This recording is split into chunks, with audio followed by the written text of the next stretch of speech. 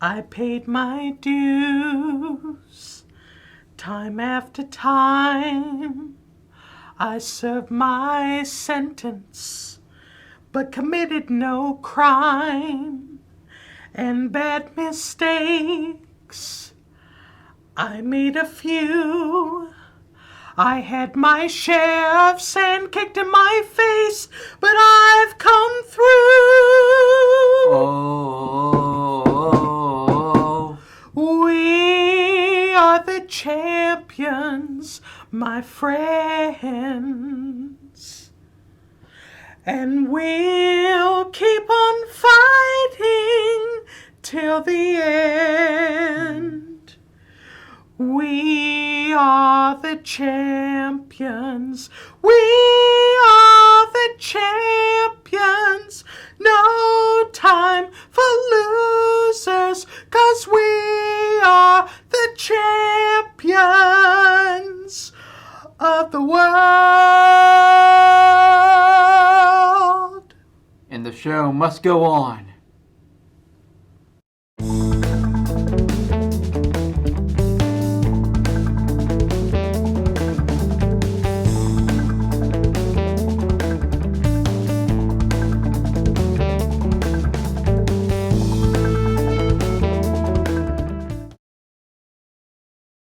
Hello everyone, welcome back to the Real Screen Team. I'm Andrew Thomas. I'm here with my partner in crime, Christopher Johnson. Hello everyone. And today we're doing our newest segment, Popcorn Music. And where we talk about music movies, basically music docudramas or just movies that have music in them. And Chris, what's the movie that we're talking about today?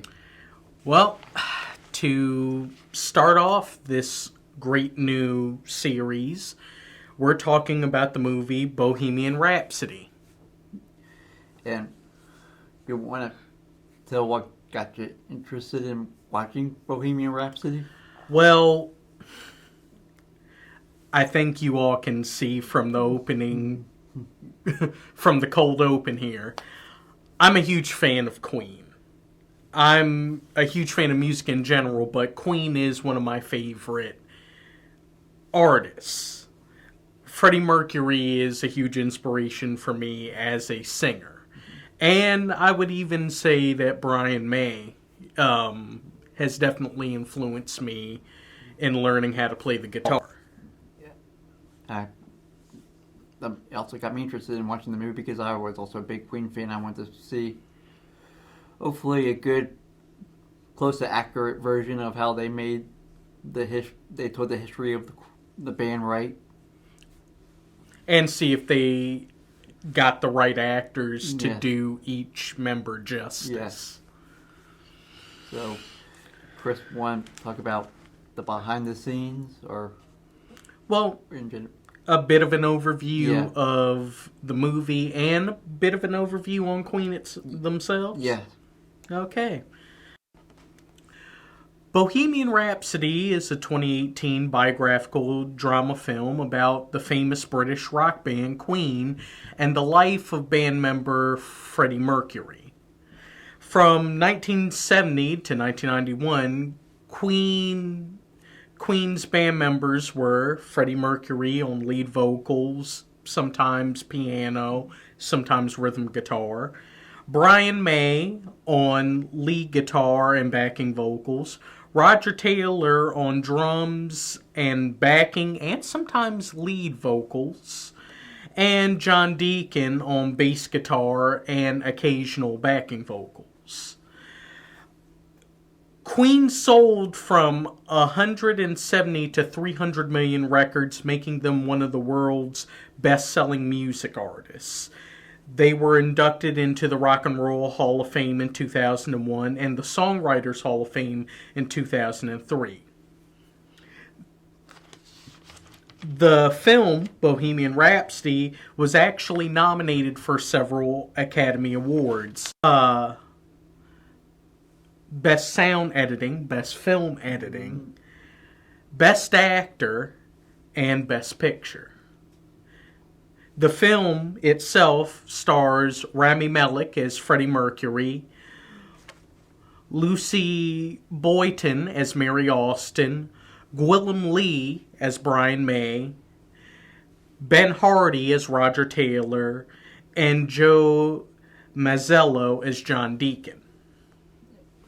Oh, when did you first watch the movie Bohemian Rhapsody? I actually watched the movie, I'd say, right as it was released on Blu-ray and DVD. I really wanted to see the movie in theaters, but I never got the chance to. On the fortunate hand, I got to see it in theaters. There, and it was really a good. It was good experiences. Some awkward moments where I didn't think I was going to be comfortable watching some of the moments in the on that. But I did enjoy the movie. Give or take. There, I was looking for one specific actor that they mentioned in the opening credits that I didn't realize was in the movie. I didn't realize what his role was actually till I watched the movie again. And that, my friends, is Mike Myers, another Queen fan. Yep, who plays a semi-fictional character in record executive Ray Foster. His character is an amalgamation of several noteworthy record executives and producers that were working for the company that Queen was under. You know, the record label that they were under. So, what do you think of the performances in the movie? I thought this was very well done.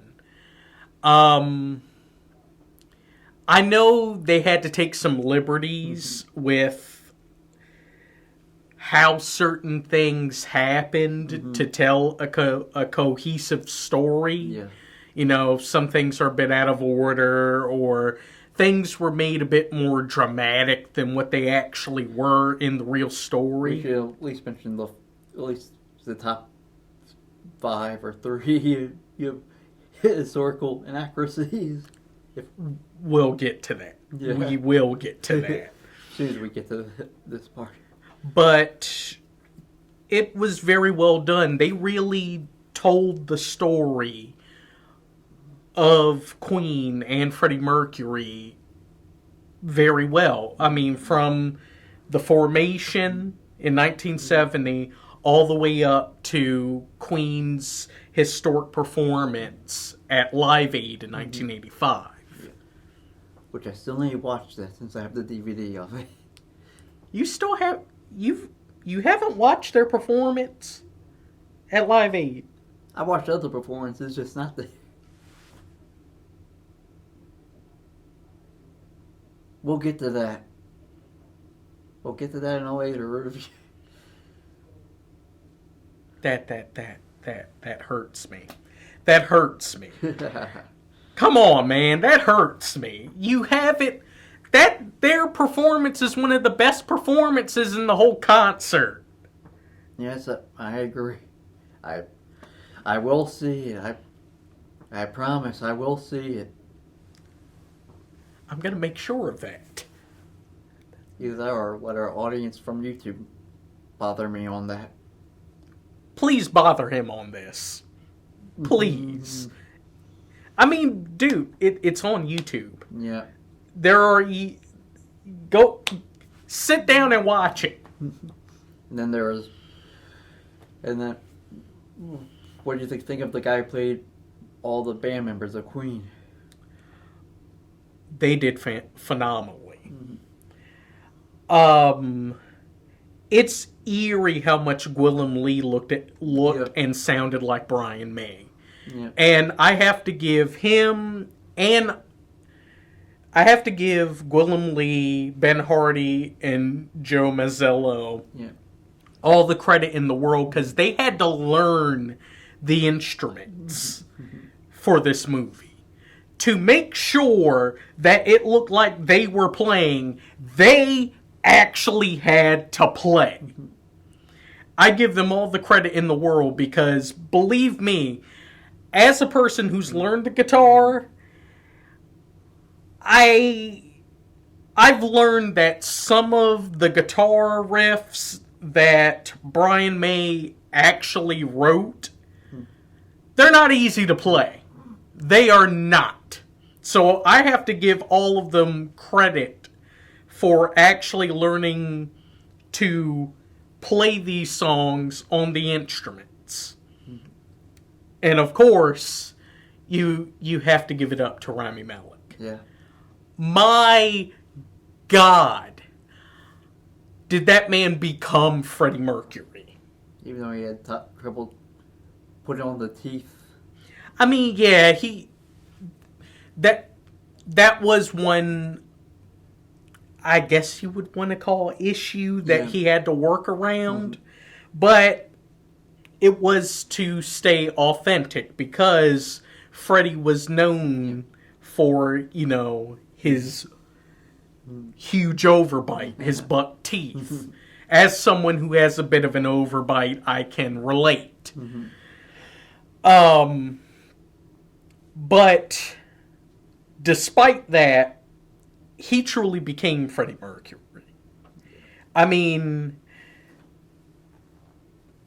the man was so committed to playing this role, he actually got a movement coach to learn all the ways that Freddie would stand and the way that he would move when he's performing on stage.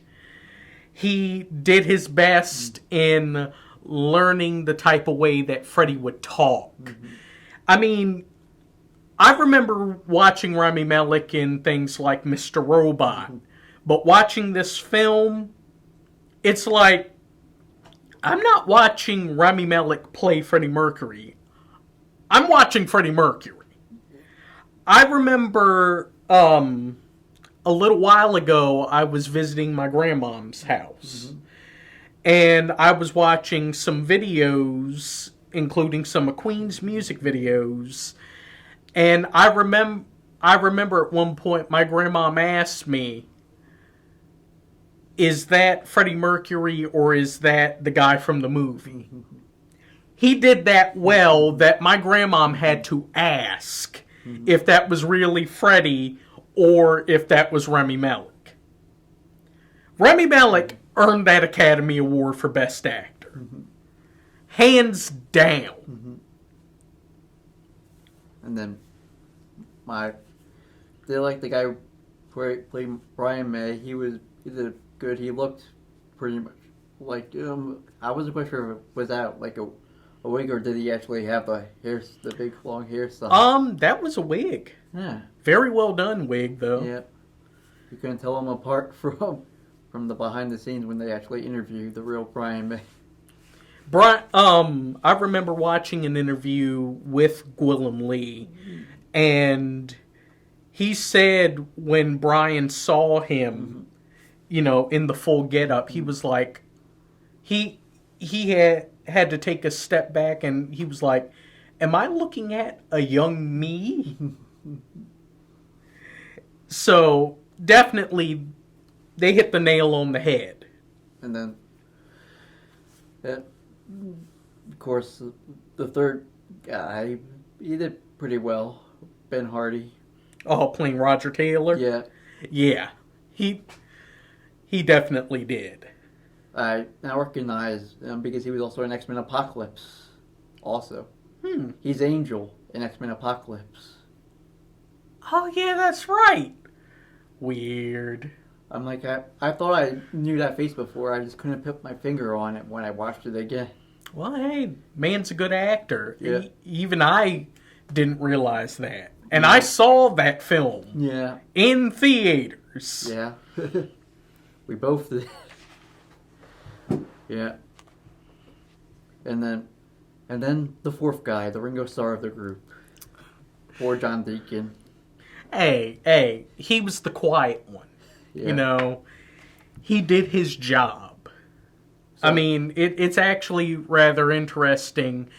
Deacon, he thought this was just going to be, a little side gig on his actual career, you know, working with electronics and engineering and things like that, he didn't realize that he was going to end up being in one of the biggest bands in the whole world.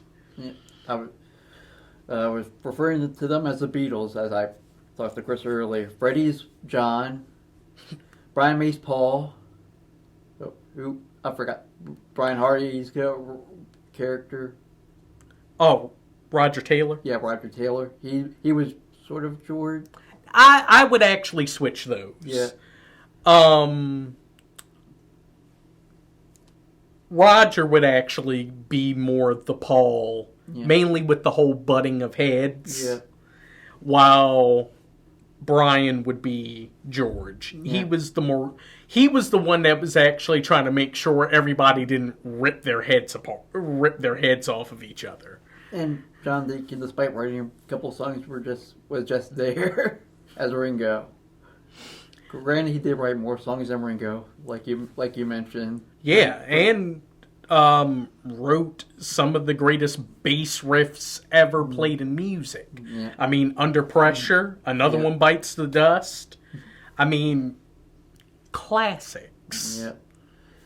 And then we should give it all to Lucy Boynton. She did a pretty good job as Freddie's ex-wife in the movie. I thought she did fine.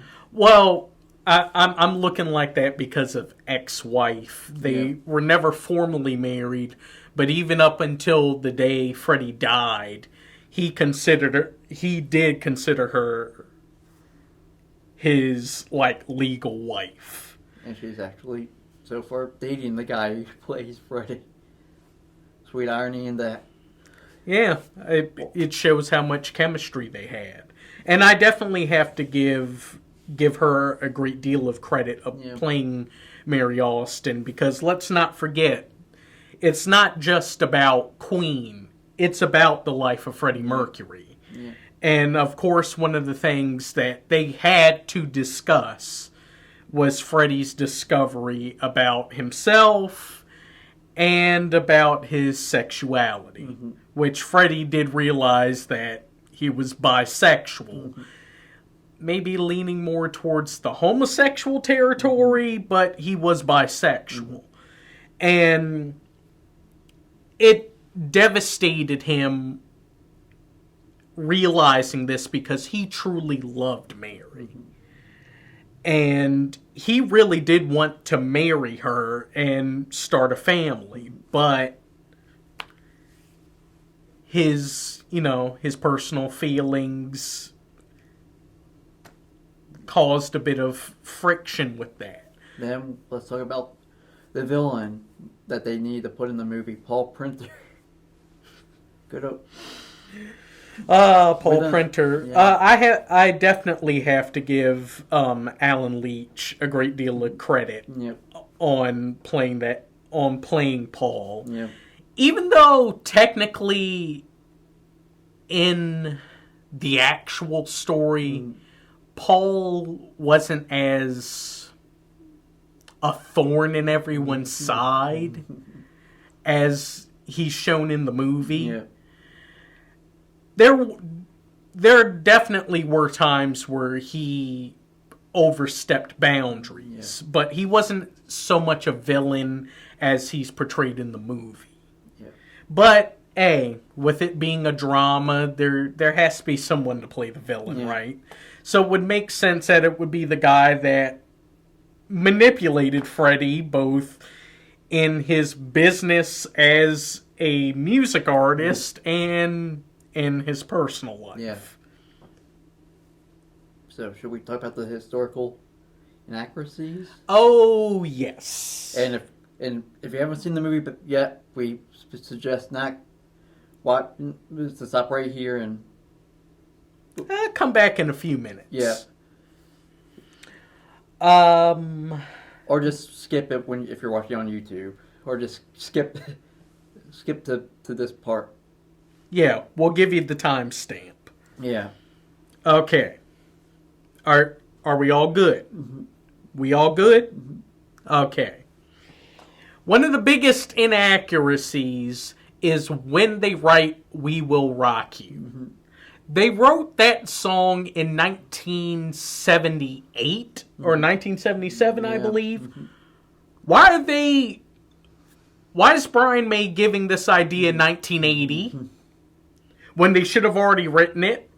Freddie still looked like how he did in in the music video for Bohemian Rhapsody when they wrote We Will Rock You. He didn't have his mustache and his short hair yet. And then, number 2.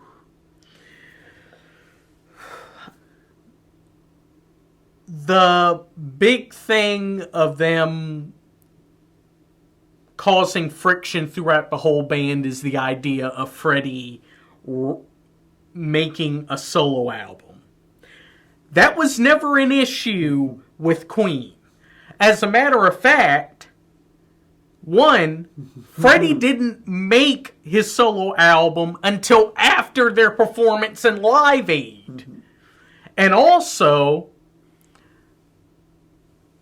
Roger Taylor and Brian May actually made side projects before Freddie even made his solo album. Roger Taylor had his own solo album before anyone else.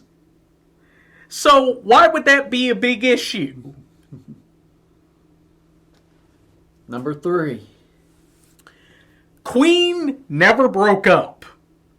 They never broke up or anything like that. They may have taken a break or anything, but they never broke up or spent any time away from each other before their performance in Live Aid.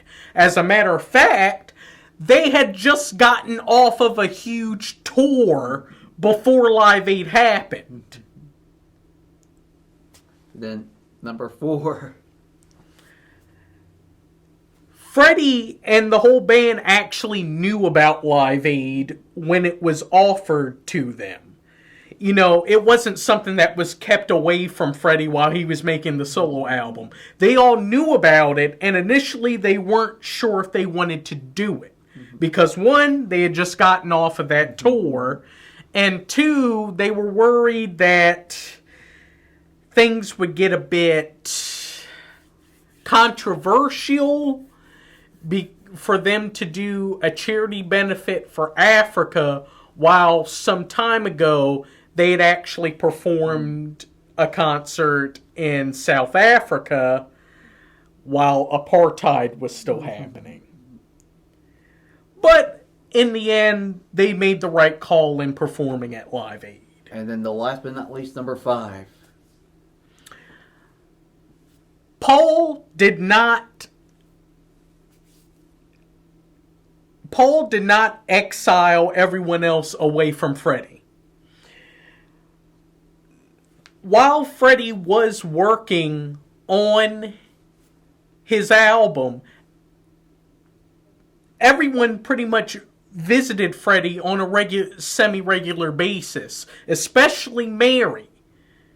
That's also a special number 6 one. When Freddie and Mary decided to end their romantic relationship, she never stepped away from Freddie or act as though she felt uncomfortable. No, they were best friends.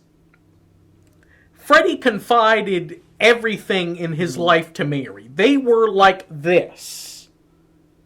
So no matter what was going on, Mary was still a very important part in Freddie's life, and they were very kind of conjoined to the hip. You know, she never decided to walk away from Freddie and leave him alone. Of course, you should also mention number 7, that he didn't tell everyone that he had AIDS until years later after Live Aid, not before. Yeah, he didn't finally discover that he was HIV positive until 1987, 2 years after the performance at Live Aid.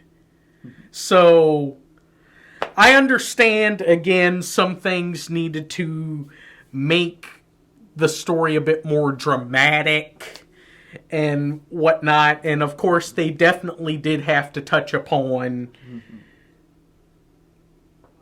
the story of Freddie Mercury developing HIV that became AIDS and what unfortunately ended up killing him in 1991. But the timeline of that and several other things were not right. But I still have to give the film a great deal of credit. I mean, with the things that they actually got right, they got right. Mm-hmm. I mean, them actually going to that Top of the Pops. Well, yes, Top of the Pops. Yeah. Them actually going to that secluded farm to record Bohemian to perform A Night at the Opera. Yeah. That actually happened. How all the numerous takes that they did to make Bohemian Rhapsody, that was accurate. You know, many of the things that we do see in the film were accurate. Especially when the whole band is being interviewed. And we start to see Freddie become more and more agitated. And, you know, things are really getting to him mentally. Some of that actually did happen. Some of those questions that were really hitting him home were actual questions he was asked in real interviews. And it really did hit him, you know, very emotionally and mentally. So, we should get to the scores. What would you score this movie? I give this...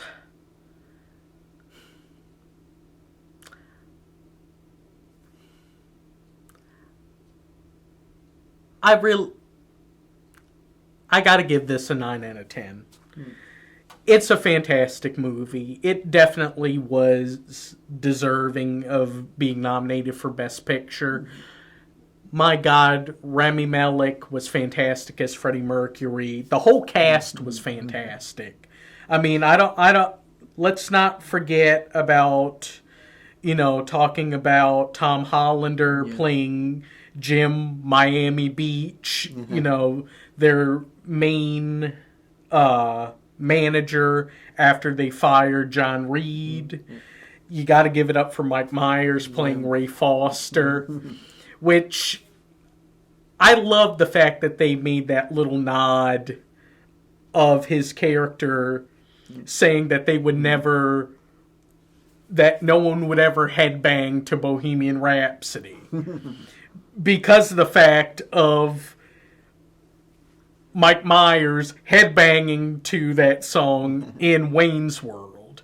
Which, interesting thing to note, when they were making Wayne's World, Mike actually had to get clearance on using that scene, so he sent that to Brian May.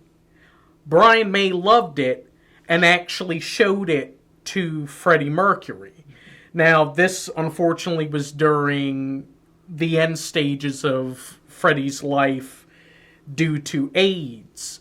But when Freddie saw that scene, he loved it. He couldn't stop laughing.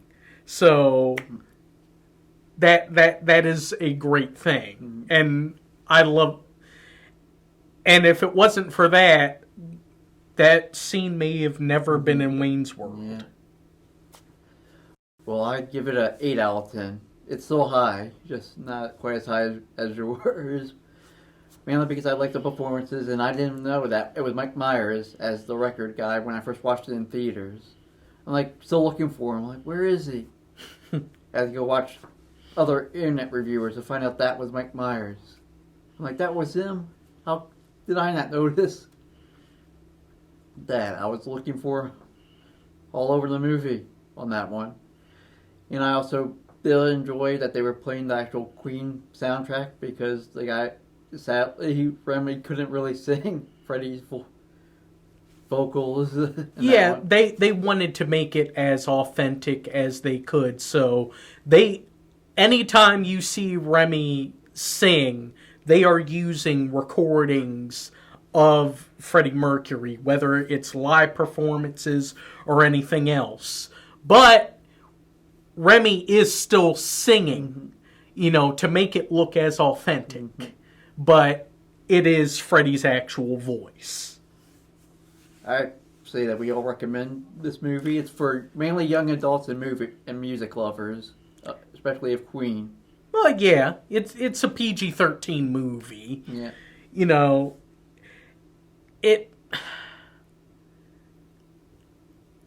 I guess if you may have some feelings about the whole LGBT thing, there's not really that much in it. There are definitely elements of them acknowledging it, but it's never really explicit. Which, just not to offend anyone. It's there, but it's not explicit. I think they found a very good happy medium with that. And then let's talk about our next segment that we're planning to do. Well, first, everyone subscribe. First, go find us on Facebook. Go find us on Pack 14 and subscribe. Yes, please. So we can have more TVs, not just two. Yes, I really want to develop a control center in the background. You guys should also comment. Tell us how much you want us to do. Should we do a lot more comments on other things? Should we go more in depth? Do you want us to just go back a little bit if it's not for you? You want us to shorten it down if it's not for you, or just let us know. Yeah, please give us feedback. We really want to make these videos the best that we possibly can.